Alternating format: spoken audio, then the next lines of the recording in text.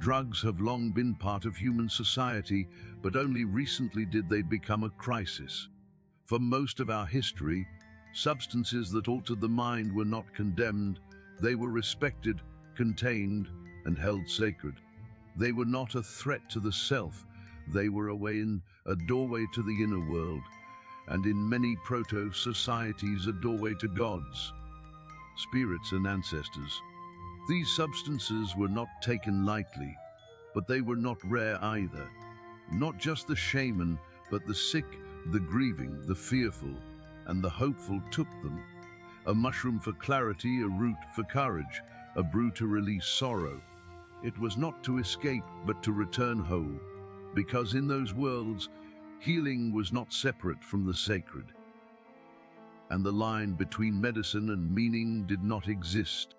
These were tools for insight, transition, and transformation, and they demanded something in return: ritual, silence, and community. You did not take them casually, you took them to cross a line. Even though use was not rare, it was very controlled at first. The substances were usually delivered under the guidance of shamans or the elders of each tribe. This was because taking it alone in unsupervised quantities was the same as suicide back then. Despite all this, someone was the first to do it, intentionally or not, at least 13,000 years ago, and maybe far earlier. Some date it back to 40,000 years ago, while others link it to the long silence with a starting point around 50,000 years ago. They were not sick or starving, or perhaps they were. But one thing is for sure: they were watching. An animal ate strange mushrooms, roots, or leaves, and it twitched, stared into the open absent-mindedly, slowed down as if time had shifted, and then went back to its usual life. So they tried it too. Then the world opened, not in metaphor, but in sensation. Colors changed, trees breathed, a memory arrived that was not theirs, and laughter, stillness, panic, and awe followed. It did not feed them, and it did not protect them, but it meant something. At that point in time, humanity started one of the biggest runs of its legacy, a run we are still on to this very day. Because something had opened that could not be shut, even if we wanted to. We did not just open Pandora's box. We lit it, smoked it, and passed it around. We can follow the tracks of its use across millennia: quids of chewed datura tucked into cave ceilings, sand rock art painted by hands in a trance, Neolithic graves packed with poppy seeds, and braids of Banisteriopsis carpi woven into Amazonian myths. That is a lot of occurrences, and it sounds like a pattern had been found, an instinct expressed through chemistry, a nervous system hooked on more than reality. From psilocybin to soma, from opium to ayahuasca, from shamanic flight to fentanyl collapse, the urge did not die, it just lost its frame. So now the question is not just why we got high, it is when did it stop being a return to ourselves and start becoming a way to disappear? When did something sacred become something broken? The earliest known high in the archaeological record happened in a cave, not in Africa or the Amazon, but in California, which is rather funny. Roughly 13,000 years ago, deep inside Pinwheel Cave in what is now Southern California, a group of people gathered under a sandstone overhang. They were not there to sleep, or at least not the kind of sleep we all get at night. They were there to see. On the ceiling of the cave is a painting, a red flower-like spiral motif that is organic, hypnotic, and strangely familiar. It matches almost perfectly the form of datura, a powerful hallucinogenic plant native to the region. Nearby, tucked into crevices in the cave ceiling, archaeologists found quids, which are clumps of chewed plant fiber spit out and wedged into cracks like offerings. Chemical analysis confirmed these quids were full of scopolamine and atropine, alkaloids found in datura. This is pretty obvious by now, hallucinogens and powerful ones. That makes Pinwheel Cave the earliest direct evidence of humans using a psychoactive substance for a visionary or ritual purpose. There is really no guesswork here and no interpretation of symbols. This is chemical residue and physical proof. What is more, this was not casual use. Datura is not a mild psychedelic. It can be disorienting, frightening, and even deadly in the wrong dose. And the wrong dose is very easy to take. 10 to 20 seeds will send you into a full-blown delirium, and a dose between 30 to 50 is lethal. For children, it only requires 2 to 3 seeds to be fatal. To prepare and chew it in such a setting, under a painting that looks like the plant itself, no longer looks like a coincidence. This, my friends, was a ceremony, a ritual. Across generations, California tribes, including the Chumash, the Yokuts, and the Tongva, used datura in coming-of-age rituals. Boys on the edge of adulthood were given the plant in controlled doses. They fasted, entered a trance, and what they saw, the visions, spirits, and transformations, became the foundation of their identity as men. It is impossible to know if this exact tradition existed 13,000 years ago, but the continuity is striking. Even the painting on the cave ceiling has a name in the local traditions, the Devil's Trumpet, a visual guide for the inward journey. The fact that the quids were stuffed into the ceiling just beneath the plant's image speaks to the fusion of the material and the symbolic. They were not just chewing a drug, they were entering a place. This changes the timeline. Researchers thought the oldest evidence of psychoactive use came from Neolithic opium poppies in Iberia around 5,000 years ago. Cannabis in Chinese tombs around 2,500 years ago, or coca leaves in Andean mummies around 1,000 BCE. But datura in Pinwheel Cave blows that wide open. Not 5,000 years old, but 13,000. That is before plenty of other landmarks of human history. Just to name a few: agriculture, the wheel, and writing. It seems we learned and mastered the art of getting high before we even felt the need to secure our food resources, move things from one place to another, or even record events precisely. I don't know if I'm proud or slightly disappointed in us. The first high we can prove came from a hunter-gatherer society. It was part of life before civilization, not a side effect of urban decay or escapism from overwork, but something else, something older. The further back we go, the more echoes we find. We have not found chemical residue older than Pinwheel Cave, but we have found some hints that may go further into our past. In southern Africa, sand rock dating back 1,000 years or more includes therianthropic figures, half human, half animal forms seen in trance states. Some paintings show patterns known as entoptic phenomena, the geometric shapes seen during altered consciousness. In the Siberian steppes, stone sculptures of reindeer with mushrooms growing from their backs suggest a relationship between Amanita muscaria and vision. And the traditional use of this mushroom by Siberian shamans is still practiced today. In Spain, residues from cannabinoids and opium alkaloids have been found in human teeth from Neolithic burial sites, but their presence hints at traditions that may have started even earlier.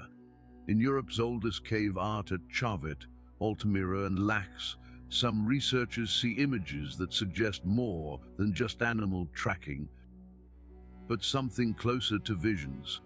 Could they have been made under the influence of psychoactives? We do not know, but it is not a completely ridiculous idea, especially when you consider the theory proposed by archaeologist David Lewis Williams that Upper Paleolithic cave art was not decoration. It was the record of trance. The people who painted in the deepest, darkest parts of caves did so in altered states, cut off from the sun, from sound, and from time. If that is true, then the first high may not have been 13,000 years ago. It may have been 30,000, 40,000 or earlier. It might be related to the long silence 50,000 years ago. I have made a video about this topic. Feel free to go and check it out. If that is really the case, it means that cave art, our taste for art and symbolism, was born not just from our minds, but from trips we experienced with whatever substance people took around that time. As of now, Pinwheel Cave is the first time we can point and say, there, that's it, that's proof. But it probably was not the beginning. It was just the oldest doorway we have found still left ajar. Behind that door is a question we are still trying to answer, not just what they took, but what they were trying to reach. Humans at the time most probably were not looking for molecules, but nature is made in such a way that they found them anyway. Whether it was Datura, Amanita muscaria, cannabis, psilocybin, or ayahuasca, the plants they chose were not just convenient or colorful. They were pharmacological precision tools. Each one was packed with compounds that do not just alter your thoughts. They rewrite how your brain talks to itself. Let's start with the big players. Many ancient entheogens like psilocybin in mushrooms, DMT in ayahuasca, and mescaline in peyote work by binding to the 5-HT2A receptors in the brain. These are part of the serotonin system, which regulates mood, perception, and consciousness. But they do not just stimulate these receptors, they overwhelm them. Modern brain imaging shows that psychedelics dramatically reduce activity in the default mode network, the system associated with ego, identity, and your sense of me. In other words, they quiet the self. That opens space for something else, a sense of connection, of being part of the whole, of encountering something beyond language. Ancient people did not have the scans, but they knew what it felt like. Psilocybin is a prodrug, meaning the body converts it into psilocin, which closely mimics serotonin. It creates hyperconnectivity. Under psilocybin, areas of the brain that do not usually talk to each other begin to light up and sync. The result is synesthesia, time distortion, internal emotional waves, and crucially mystical type experiences. This has been confirmed by studies at Johns Hopkins, Imperial College London, and others. Participants report unity, transcendence of time and space, deeply felt positive mood and ineffability, experiences that match traditional descriptions of spiritual revelation. But you might be thinking, wait, Datura is not like that, it is a deliriant. Exactly. Unlike serotonergic psychedelics, Datura works by blocking acetylcholine receptors, especially muscarinic receptors, in the brain. This does not produce awe, it produces confusion, total hallucination, and disconnection from reality. Then why on earth would they use it? It sounds awful, right? Well, that might actually be the whole point. In high-context cultures, terror was what they were going after. Datura was used not to show you the truth, but to show you fear. It simulated death, madness, and ego loss of vision, quest by fire. If you came back, you were changed, sometimes for the better, sometimes for the worst, but it really was about change. Hence, the adulthood ceremony using Datura seeds was a pivotal moment in these early humans' lives. And it needed to be symbolized with a big step forward. Today we can map all these states. We know the sacred is not just spiritual. It is neurological. We have studied it a lot in many different ways. That does not cheapen it. It makes it more extraordinary. Because humans across continents with no contact found plants that unlock the same circuits, the same divine switchboards inside the brain. We did not stop there. We built everything around the high. The fasting, the songs, the masks, the caves, and the chanting were not just for atmosphere. Well, they were, but not only for that. It was cognitive scaffolding designed to guide the experience, to keep the person from falling into fear or madness, and to help them come back. like a thread to find their way out of the high. In modern clinical trials with psilocybin, therapists recreate this exact structure. They make preparations by stating intentions beforehand, preparing safety nets, and making sure the people they experiment on are in the right mindset. Dosages are carefully considered and delivered in a controlled setting with integration afterward. This is not new. It is what humans were already doing thousands of years ago without the lab coats. They knew the brain could be cracked open, but it had to be done carefully because once you see what is inside, you do not forget it. This is why it felt like religion. It is not just that drugs make you feel high, it is that they mimic the deeper states of meditation, prayer, fasting, isolation, and near-death experience.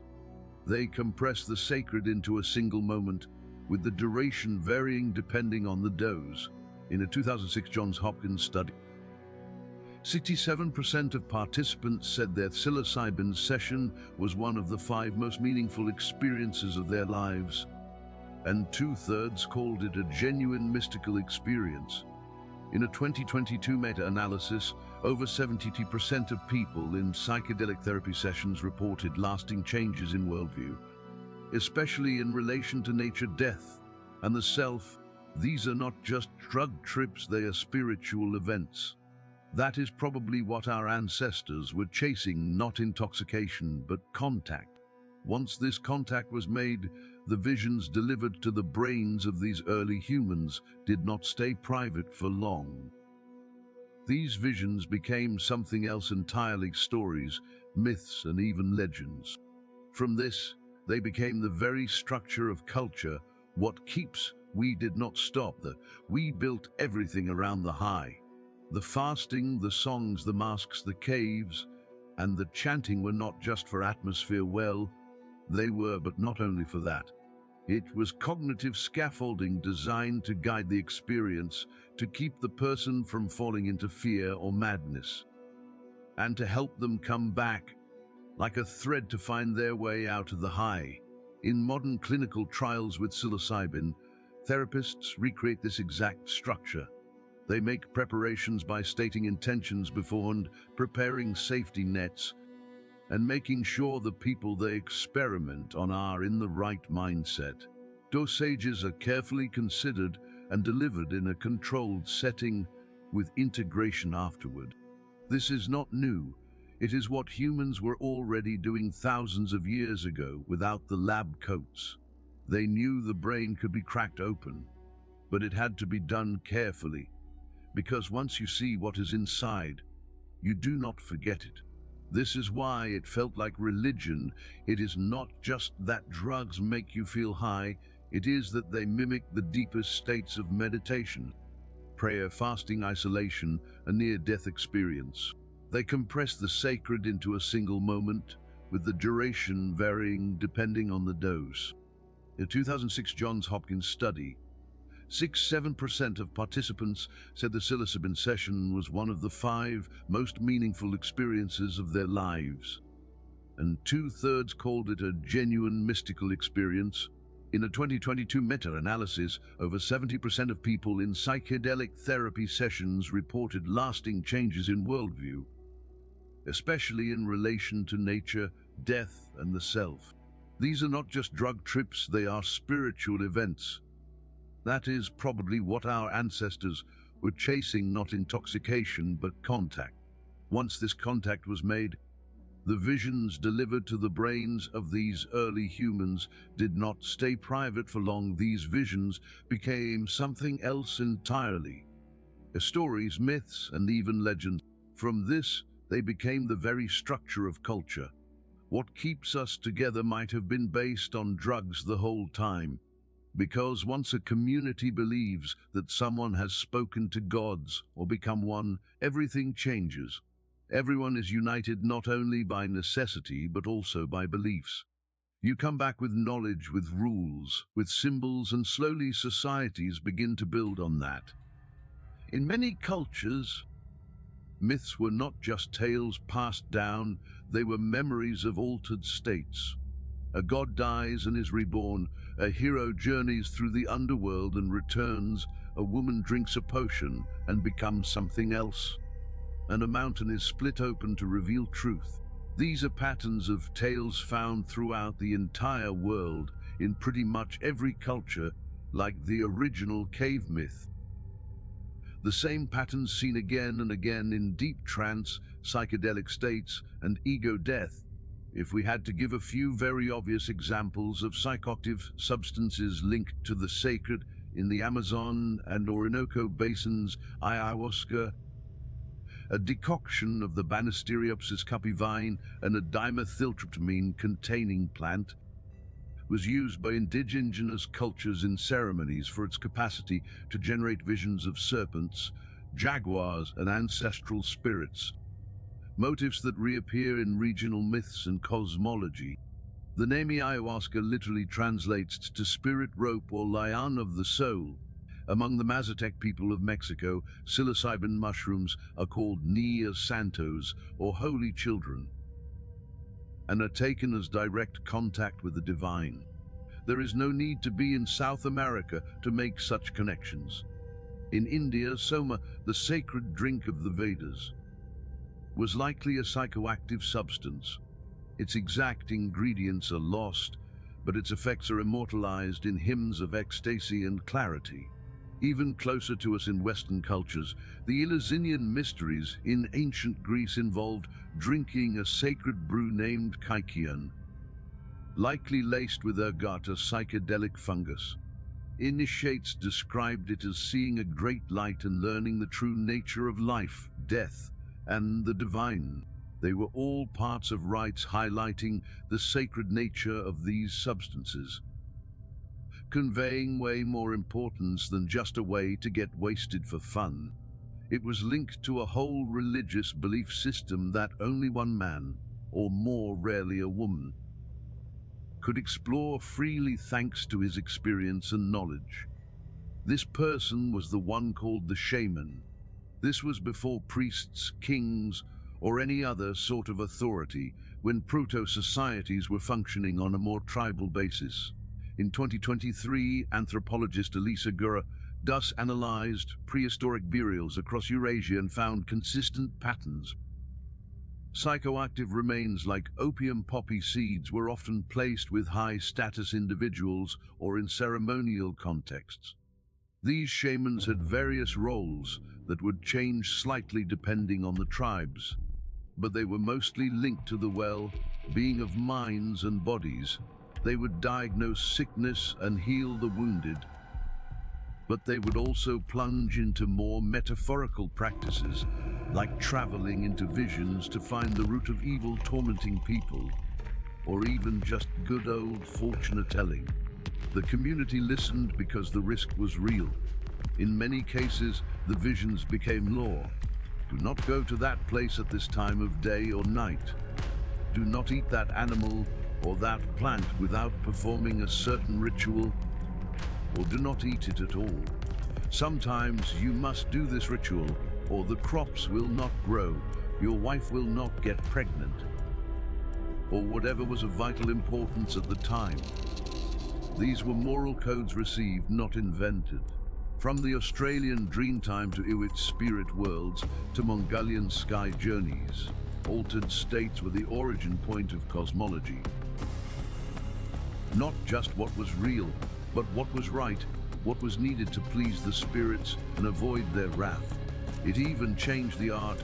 Today we think of art as a sort of personal expression, a way for people to emphasize their individuality by sharing their unique point of view of the world, of events, or any other topic they felt like creating about. But for most of history, it was the opposite. Art used to be more communal and functional. Art was instructional, spiritual, and protective. The spirals, dots, and interwoven lines of San Roque art were not decorations. They match entoptic patterns seen in the early stages of a trance. The half-human, half-animal figures were not fantasy, they reflect shape-shifting, a common theme in ayahuasca and mushroom visions. The deliberate painting of caves in total darkness, hundreds of meters from the entrance, is not practicality, that is theater.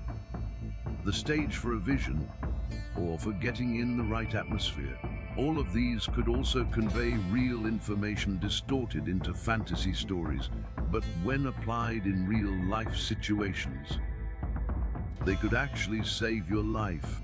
A visionary experience shaped visual language, and what they painted was not the world they saw, but the one they entered.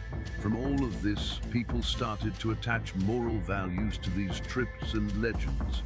Altered states had consequences for the evolution of each member of these proto-societies, including the prestige or discrimination that would ensue. In many cultures, the visions were not optional, they were tests. We have all seen movies of initiation rites that the hero needed to go through to continue his journey and achieve greatness. Did he come back with the right answers? Did the shaman return with truth or madness? Did the warrior survive the vision of his own death? These experiences reinforced cultural boundaries. They shaped who was wise, who was ready, who could lead, and eventually who could not do any of that, as well as who would be in the very bottom caste of society.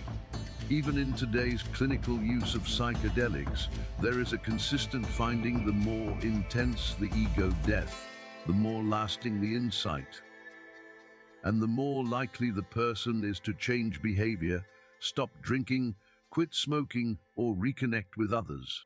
It is the same principle of face yourself or be ruled by what you will not look at. Ancient cultures did not need the data, even if they wanted it.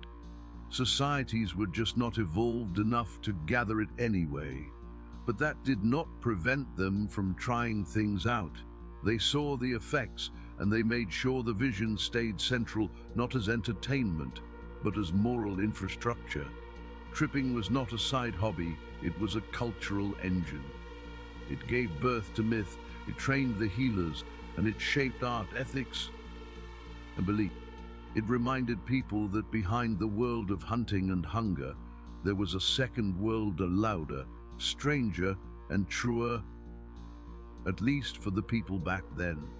But this world had to be interpreted, which was convenient for a certain part of the population. This became the religious caste. And those interpretations became the scaffolding of civilization. The great temples, the sacred texts, and the kings who claimed to speak with gods were all built on the residue of revelation. And revelation, more often than not, came from within, lit by plants and guided by vision. The rituals worked for some time, at least, and then they stopped working entirely. For tens of thousands of years, altered states were held in place by memory, myth, and meaning. They were guided, structured, and contained, but culture does not freeze. It expands, it forgets, and it consumes itself. Somewhere along the line, the guardrails vanished. A 2011 study from Bucket Pell showed that as humans transitioned from nomadic to settled life approximately 12,000 years ago, population density and food surplus led to the rise of social stratification. Power became centralized, and knowledge became exclusive, and sacred substances were pretty much a synonym of both at that point. Over time, the ritual survived, but the substance was removed. The container remained, but the contents disappeared. Then came a new challenger religion. As organized religion spread, it absorbed or outlawed plant-based spiritual practice. In Deuteronomy 18 verses 10 through 12, the Hebrew Bible explicitly condemns sorcerers and diviners, likely referring to traditional plant-based rituals. The Catholic Inquisition criminalized herbalists, midwives, and folk healers, many of whom used psychoactives in healing or spiritual rites, as highlighted by Perkins in 1996 and by Ginsberg even earlier in 1983. Direct experience of the divine, once central, became heresy. Access to God was institutionalized, sacraments replaced plants, and anyone who challenged that was burned. The goal was clear: if religion was the preserve of a few powerful ones, they would own control of the spirituality of the many, which is the same as gaining control over almost everybody that lived then, even kings and emperors in some cases. In other parts of the world that are not Europe, colonialism just wiped the slate clean. From the 15th century onward, European colonialism did not just conquer land, it declared war on indigenous spiritual pharmacology. In Africa, America, and Asia, what had happened previously in Europe happened to local cultures at a much faster rate, eventually replacing them in some instances. In 2012, researchers showed that ayahuasca use in the Amazon was suppressed by missionaries and declared demonic. It was not legalized back in Brazil until 1987, though Brazil did not even exist when it was first forbidden. Following the same pattern, peyote ceremonies of the Native American Church were banned across U.S. states until the American Indian Religious Freedom Act was amended in 1994. In South Africa, trance dances of the San people were forcibly ended by colonial authorities. Much of their psychoactive plant knowledge is now lost. Ritual was not just discouraged, it was criminalized because it vehicled the set of values of another culture that was not compatible with the vision of God, as dictated by the three great monotheisms. The community container that made these substances sacred was shattered. The substances stayed, but the structures did not. Now throw into the mix the rise of capitalism. Because the moment substances became products, everything changed. If you focus on one specific substance like opium, for example, it was cultivated in Mesopotamia as early as 400 BCE, known as the joy plant. It was used for centuries in medicine, ritual, and spiritual retreat. But by the 19th century, the British Empire, through the British East India Company, no longer saw opium as a medicine or a mystery. They saw it as leverage. Britain funneled Indian-grown opium into China to reverse its trade imbalance, creating a nation-scale addiction crisis to fund its thirst for tea, porcelain, and silver. When the Qing dynasty resisted, Britain sent warships twice, leading to the Opium Wars of 1839 to 1842 and 1856 to 1860. 6,000 tons of opium annually flooded China's market and had terrible consequences for its population. Let's trade opium for coca, which was revered by Andine cultures for millennia, chewed in ceremony, and used in offerings to Pachamama, or Earth Mother. It was refined into cocaine in 1859 by chemist Albert Niemann, then mass-produced and exported by Western industries, eventually leading to the modern cocaine trade and global criminalization we know today. Cocaine exists thanks to nothing but science. There was never a ritual or psychological countermeasure to it. So when it was made available, it spread far and wide, especially when it was cheap. But the damages were seen when it was consumed in greater quantities and the demand got way higher than the supply. Prices skyrocketed, leading to poverty for all the people hooked on it. The same happened with cannabis, used ritually in India, China, and the Middle East for over 500 years. Then criminalized globally via US-driven policy, starting with the Marijuana Tax Act of 1937 and 9 to the UN Single Convention on Narcotic Drugs, 1961. The problem was not the plant, it was the loss of context. The ritual was the technology. In traditional societies, psychedelics were embedded in the social architecture. It was not just the substance in itself that existed. Anthropologist Marlene Dockenderayos described in 1972 that plant-based ceremonies were cultural therapies that balanced group identity, emotion, and moral behavior. When those structures collapsed, the pharmacology remained, but the psychological safety net was gone. That is how we ended up with 5.6 billion opioid pills distributed in the US between 2006 and 2012, and approximately 8.6 million Americans declaring abusive use of opioids delivered under prescription. There were over 70,000 drug overdose deaths in the US in 2021, over 70% from synthetic opioids like fentanyl. The global illicit drug market is estimated at between $426 to $652 billion annually as of 2022. For context, the whole video game industry stands at $245 billion. This is on par with or greater than the food delivery industry. We did not really invent these substances. We just uncoupled them from everything that made them safe. Same plants are still pressing the same neural buttons, but without ritual, without community, and without meaning. We broke the container, and now we are drinking the contents raw. We did not stop getting high, we just got even better at it. We lifted all the inconveniences one by one, making substances more precise, more portable, more profitable, and far, far more dangerous. Once the container broke, once the rituals collapsed, the elders were silenced, and the stories erased. What was left were the substances and our lower instincts, all included in a system built to extract both for profit. The human brain evolved to chase pleasure and avoid pain, but modern systems like capitalism, consumer tech, and industrial pharmacology have turned that survival code into a profit algorithm. Everything now is designed to trigger dopamine, the molecule of motivation, of craving, of more. You do not need to take a drug to chase a high anymore. Social media, porn, ultra-processed food, notifications, shopping, and crypto. The reward loop is everywhere because it makes the simplest product or service addictive. It ensures you will come back and create recurring revenue for the company, a legal entity that has no purpose except profit. But the chemical drugs, the real ones, have not gone away.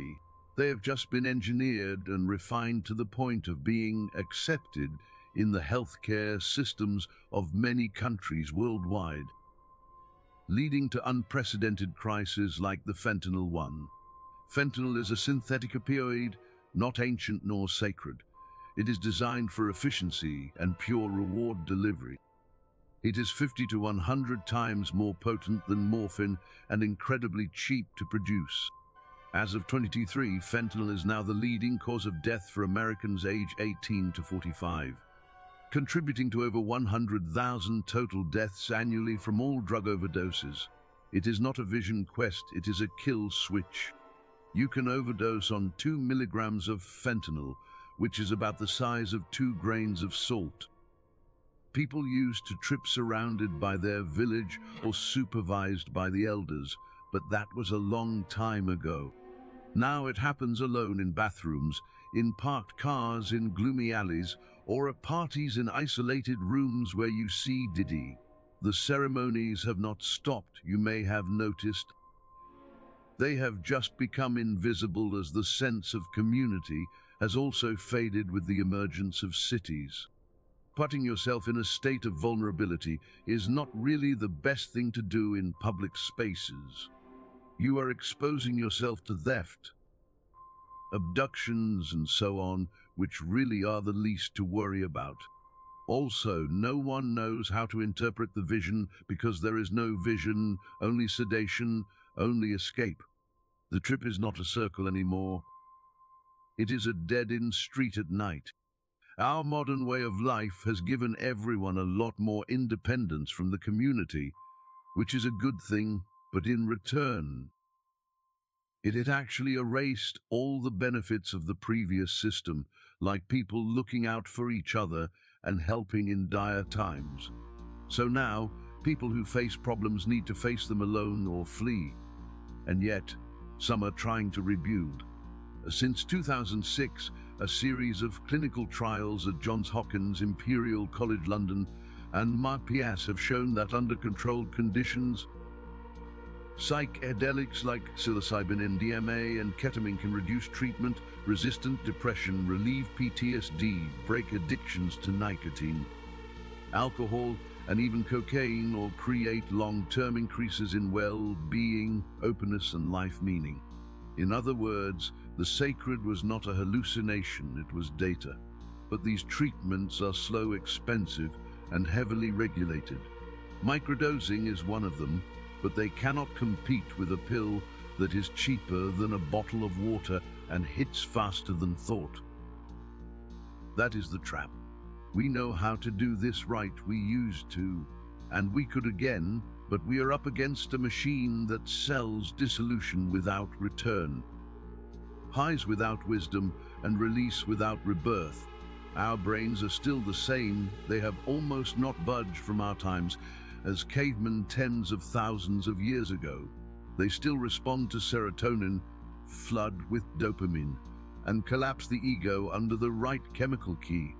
But the container, the intention, the guidance, and the memory have been wiped. So now we get the experience without the interpretation. Substances have also been thought of as a business as a whole by narco traffickers now. So when something new pops up, you better know that it is going to be really addictive. That is what breaks us. The visions used to come with symbols. Now they come with seizures, addictions, an acquired tolerance that leave us with only overdose as an exit. If you survive, there is no one waiting to ask what you saw. We are still chasing transcendence, but we have forgotten the way back, so we just stay out there longer and alone. And that is what we call freedom. Let's step back. Forget the plant, forget the powder, forget the war and the diet pill. What were we really chasing? It was never just about the high. The first human did not eat mushroom to party. The boy in the Datura ritual did not chew for fun. It probably was not very fun anyway. The shaman did not drink to forget. It was not about the feeling, it was about what the feeling meant. They wanted to see, to understand, to reach something that did not have a name yet. They wanted to grieve a death that never healed, to forgive themselves, to hear the voice that came in silence, and to remember something older than words. Maybe we do too. The substance was a tool, a doorway, a key, but the reason we took it lived elsewhere, in the pain we could not speak, in the questions that did not have answers, in the loneliness we inherited from being conscious in a world that does not explain itself. We are pretty much the only animal that knows we will die very early on in life. The realization might take time from one individual to another, but the closer you get to the end, the more real the outcome feels. We are also the only one that asks why we are here, looking for a greater purpose for our existence. If you start to think about it from a scientific standpoint, the number of coincidences to get to our existence, to our technology, and so on is absolutely ridiculous. That might have been designed by a greater being, right? If not, how did this even happen? To answer that, rarely. We touch something that makes that okay. That is what the first high was for, revelation. The problem is not that we wanted to alter our minds. The problem is we forgot what we were trying to find. We treated the longing as a defect, the sensitivity as weakness, the trip as sickness. But what if the urge to dissolve was not a flaw? What if it was a built-in function, a kind of maintenance for the soul? And what if we stopped protecting it? People died in ceremonies, they lost their minds, they went too far and did not come back. But the difference is, back then, someone went in with them and waited, because the journey was not personal, it was communal. The point was not to break, it was to be broken open and reborn into a new state. Today, people still dissolve, but they do so in hospital beds, on sidewalks, in locked bedrooms, crying for gods they do not believe in, swallowing pills with no myth behind them alone. No one asks what they were trying to reach. We see the high, we do not ask what the fall was from. But maybe we should. Maybe the instinct to get high is the same one that built every temple. Maybe it is the part of us that cannot live on food and facts alone, that needs firelight for the soul. Maybe it is the part that knows being human hurts, and we were never meant to carry that alone. The first high was not an accident. It was not a joke, it was not a crime. It was a question asked with the body and answered with the mind. Even now, thousands of years later, we continue asking. Every time someone reaches for something to take the edge off or to make the world shimmer just a little, that question echoes. What are we really trying to find? What are we trying to feel? What are we hoping to come back with? Maybe the answer is still out there. Maybe it is still inside us. Maybe we will only find it when we stop looking for the high and start listening for the meaning it once carried. This was never just a story about drugs. It is a story about the human condition, our longings, pains and visions, and the ancient tools we use to make sense of it all. If this journey sparked something in you, a question, a memory, a bit of wonder, do not let it end here. Subscribe for more stories from the edge of extinction and the roots of who we are. Like the video if it helped reframe what you thought you knew. Share it with someone who is chasing meaning too. In the comments tell me, have you ever had a moment, on or off any substance, that felt more real than reality? This channel grows with your curiosity, your clicks and your voice. Thank you for being a part of it, and until the next one, keep listening to the echo.